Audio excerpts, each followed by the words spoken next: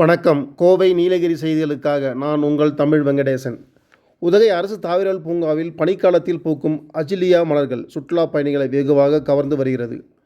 மலைகளின் அரசு என்று அழைக்கப்படும் நீலகிரி மாவட்டம் உதகையில் உள்ள உலக புகழ்பெற்ற அரசு தாவரவியல் பூங்காவில் உள்ள வண்ண வண்ண மலர்கள், வானுயர்ந்த மரங்கள், ஆசியாவிலேயே பெரிய புல்வெளி மைதானம், வானுயர்ந்த மரங்கள் உள்ளிட்ட இயற்கை காட்சிகளை கண்டு ரசிக்க நாள்தோறும் அண்டை மாநிலங்களான கேரளா, கர்நாடகா மற்றும் தமிழகத்தின் பல்வேறு பகுதிகளிலிருந்து ஆயிரக்கணக்கான சுற்றுலா பயணிகள் வருகை புரிகின்றனர்.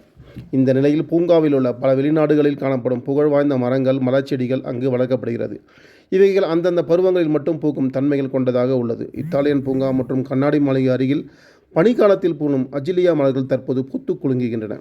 இந்த மலர்கள் எப்போதும் பனிக்காலத்தில் மட்டுமே பூக்கக்கூடியவையாகும். சில மாதங்கள் இந்த செடிகள் மலர்கள் இன்றி புதர் போன்று காட்சி அளிக்கும். தற்போது வெள்ளை மற்றும் சிவப்பு, இளம் சிவப்பு இரு வண்ணங்களிலும், வெள்ளை இளம் சிவப்பு நிறத்திலும் தற்போது பூத்துள்ள அஜிலியா மலர்கள் சுற்றுலா பயணிகளை வெகுவாக கவர்ந்து வருகிறது.